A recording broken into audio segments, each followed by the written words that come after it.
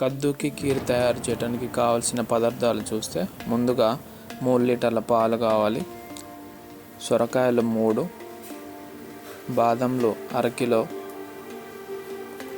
పంచదార 1 కిలో లేకపోతే తీపి సరిపోయినంత వరకు, కోవా అరకిలో, మిల్క్ మేడ్ 200 గ్రామ్స్ కావాలి, బాస్మతి రైస్ 1/2 కిలో కావాలి, యాలకులు 10 నుంచి 12 కావాలి, వెనిలా ఎసెన్స్ 5 నుంచి 6 డ్రాప్స్ వరకు యూస్ చేస్తాము, కుంకుమ పువ్వు కొద్దిగా కావాలి.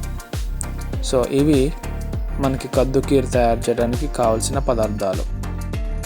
ముందుగా సొరకాయలను ఈ విధంగా పొట్టు తీసుకొని కట్ చేసుకొని కడిగి పెట్టుకోవాల్సి ఉంటుంది. దాని తర్వాత తురిమే దానిని తీసుకోవాలి. హోల్స్ అనేవి పెద్దగా ఉండకూడదు, చిన్నగా కూడా ఉండకూడదు, మీడియం సైజులో ఉండాలి. ఈ విధంగా సొరకాయ ముక్కలను తురుముకోవాల్సి ఉంటుంది. నీరు లేకుండా బాగా పిండుకొని పక్కన ఉంచుకోవాలి. తురిమిన తర్వాత మిగిలిన సొరకాయ ముక్కలను ఈ విధంగా కట్ చేసుకొని లోపల ఉన్నటువంటి గింజలను కండను తీసివేయాలి. గింజలు ఏమాత్రం ఉండకుండా చూసుకోవాలి, పైన కండలు మాత్రమే తీసుకోవాలి. ఒక ప్రెషర్ కుక్కర్ తీసుకొని అందులో కట్ చేసి పెట్టుకున్న ఈ సొరకాయ ముక్కలను వేసుకోవాలి. వాటితో పాటు కొద్దిసేపు నానబెట్టిన బాస్మతి రైస్ను సగం వరకు కుక్కర్లో వేసుకోవాలి. అదేవిధంగా 1 లీటర్ వరకు వాటర్ని పోసుకొని 8 నుంచి 10 విజిల్స్ వచ్చేంత వరకు ఈ ముక్కలను ఉడికించుకోవాలి. ఒక గిన్నెలో నీటిని బాగా మరిగించి అందులో బాదంలను వేసుకోవాలి. దీనివలన బాదం మీద పొట్టు అనేది ఈజీగా వస్తుంది. 6 లీటర్ల వరకు పట్టే గిన్నెను తీసుకొని అందులో 3 లీటర్ల వరకు పాలను తీసుకోవాలి. దాని తర్వాత స్టవ్ ఆన్ చేసి హై ఫ్లేమ్లో ఒక 15 నిమిషాల వరకు పాలను వేడి చేసుకోవాలి. బాగా చల్లారిన తర్వాత సొరకాయ ముక్కలను అదేవిధంగా బాస్మతి రైస్ను కలిపి మిక్సీ పట్టుకోవాల్సి ఉంటుంది. సో ఈ విధంగా మిక్సీ పట్టుకున్నటువంటి పేస్ట్ని పక్కకు తీసుకోవాలి.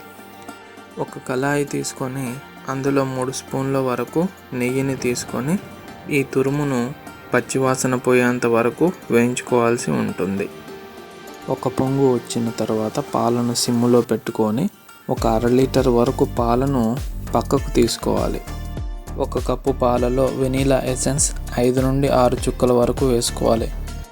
ఇంకొక కప్పు పాలలో కుంకుమ పువ్వు వేసుకొని కలుపుకోవాలి. ఈ సొరకాయ బాస్మతి రైస్ పేస్ట్ని ఈ పాలల్లో వేసుకొని కలుపుకోవాలి. తరువాత పంచదార 1 కిలో వరకు ఆ పాలల్లో వేసుకొని కలుపుకోవాలి. మిక్సీ జారును తీసుకొని అందులో ఈ బాదంలను వేసుకొని అదేవిధంగా నానబెట్టినటువంటి బాస్మతి రైస్ని కూడా వేసుకొని దాని తర్వాత పక్కకు తీసుకున్నటువంటి పాలను కూడా అందులో కొద్దిగా పోసుకోవాలి. ఈ విధంగా వచ్చిన పేస్ట్ని పాలలో వేసుకొని కలుపుకోవాలి. నెయ్యిలో వేయించినటువంటి ఈ తురుముని పాలల్లో వేసుకొని బాగా కలుపుకోవాల్సి ఉంటుంది. పక్కకు తీసుకున్న పాలను జార్లో తీసుకొని అందులోనే కోవా వేసుకొని బాగా గ్రైండ్ చేసి పాలల్లో కలుపుకొని తిప్పుకోవాలి. పాలను సిమ్ములోనే ఉంచి 200 గ్రాముల ఈ మిల్క్ మేడ్ను ఆ పాలల్లోనే వేసుకొని తిప్పుకోవాలి. కుంకుమ పువ్వు అదేవిధంగా వెనిలా ఎసెన్స్ యాడ్ చేసినటువంటి పాలను కూడా అందులోనే వేసుకొని కలుపుకోవాలి. యాలకులు, బాదం, పిస్తా, జీడిపప్పులను చిన్నగా ఈ విధంగా గ్రైండ్ చేసుకొని ఒక కళాయిలో నెయ్యి తీసుకొని వాటిని బాగా వేయించాలి. వేయించిన తర్వాత అందులోనే పాలు పోసుకొని బాగా ఉడికించాలి.